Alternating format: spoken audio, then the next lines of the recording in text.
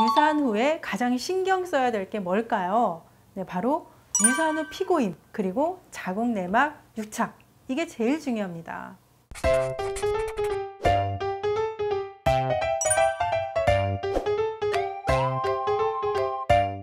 네, 안녕하세요. 유니쌤의 자궁 리셋 한의사 김윤입니다. 네, 안타깝게도 불가피하게 유산을 겪는 경우가 자주 있죠. 네, 이번에는 꼭 임신을 했어야 했는데 아쉬워하면서 오시기도 하고요. 또 여러 번 계류 유산으로 이제 습관성 유산이 될까봐 걱정이 돼서 오시는 경우도 있고, 또 어쩔 수 없이 소파 수술을 받고 오시기도 하는데요. 자, 오늘은 유산, 특히 소파 수술 후에 자주 발생하는 유산 후 피고임에 대해서 이야기를 해보려고 합니다. 네, 유산으로 소파 수술하는 경우는 이제 보통 세 가지 경우가 있는데요. 첫 번째는 이제 임신 5주에서 6주 정도에 이제 아기 집은 보였는데 태아가 보이지 않고 임신이 종결되는 고산난자인 경우. 두 번째는 이제 가장 많은 경우죠. 이제 아기 집의 태아는 보이고 또 심장 뛰는 것까지 확인을 했는데 이제 그 이후에 심장 박동이 멈추는 계류 유산. 그리고 세 번째는 산모의 건강에 위협이 된다든지 하는 어떤 의학적인 이유로 인해서 임신을 종결시키는 치료적인 유산, 흔히 우리가 인공유산이나 낙태라고 이야기를 하죠.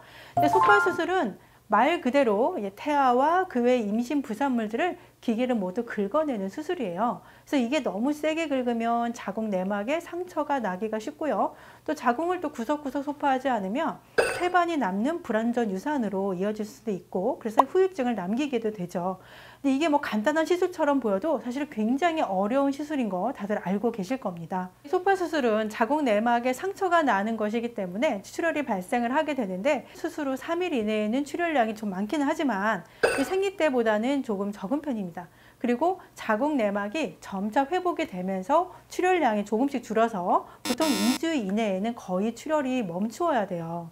근데 간혹 이 수술 후에 출혈이 이틀밖에 안 나왔어요 라고 좋아하시는 분들이 계신데 출혈량이 적어서 회복이 빨라서일 수도 있는데요. 간혹 자궁 내에 피고임이 생겨서 밖으로 제대로 배출되지 않는 것일 수가 있습니다. 자, 수술 후에 갑자기 너무 많은 양의 출혈이 보인다거나 또는 복통이 심하다고 하면 당연히 바로 산부인과 검진을 받아 보셔야 돼요. 또 2주 이상 소량의 출혈이 지속이 된다거나 또는 냄새 나는 질 분비물도 있다라고 하면 절대 간과하시면 안 됩니다. 왜냐하면 이게 자궁 내 피가 고여서 제대로 배출되지 못하는 것일 수도 있기 때문이에요. 피고임이 왜 생기느냐? 자, 우선은 이 자발적인 자궁 수축력이 약해서 혈액을 제대로 밀어내지 못하는 거예요. 그리고 또 이 몸에 좀 재생 능력이 약하신 분들, 자궁이 약하신 분들은 이 자궁 내막에 있는 상처가 잘 아물지를 못해서 생길 수도 있고요. 또는 태반의 일부가 남아있는 경우에 이런 찌꺼기들이 자궁의 수축을 방해할 수도 있거든요. 그래서 이런 경우에는 흔히 복통을 함께 동반하는 경우가 많습니다. 근데 이 자궁 내 피고임이 오래 지속되고 방치가 되면 문제가 심각해져요. 왜냐하면 이 자궁 안에 고여있는 이 혈액이 일종의 접착제 역할을 하면서 자궁 내막이 서로 들러붙을 수가 있어요. 자, 이것을 우리가 자궁 내막 유착이라고 하는데요.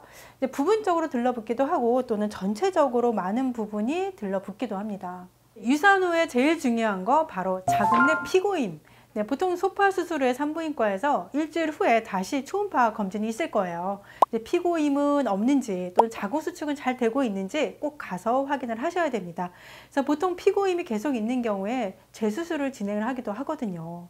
네, 눈으로 보이는 이런 피고임도 있지만 눈으로 보이지 않는 것들도 있어요. 이것을 한의학적인 용어로는 어혈이라고 하는데요. 이 어혈을 제대로 제거해 주는 것이 정말 중요합니다. 이게 유산 후 한약을 복용하는 이유인 거죠. 자궁 내 피고임이 제때 바로 해결되면 문제가 없는데요. 만약에 남아있는 찌꺼기가 자궁 내막으로 흡수되는 과정에서 각종 자궁 질환을 일으키기도 하고요. 또 혈액을 타고 전신을 도면서 유산 후 후유증을 유발하기도 합니다. 그래서 유산 후에 없었던 생리통이 생겼어요. 붓고 살이 쪄요.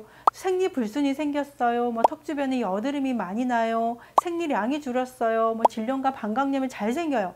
모두 다 유산 후유증으로 볼 수가 있습니다. 근데 또 가장 심각한 경우는 앞서 말씀드린 자궁 내막 유착입니다. 이로 인해서 습관성 유산이나 난임의 원인이 될 수가 있기 때문에 꼭 신경을 쓰셔야 됩니다.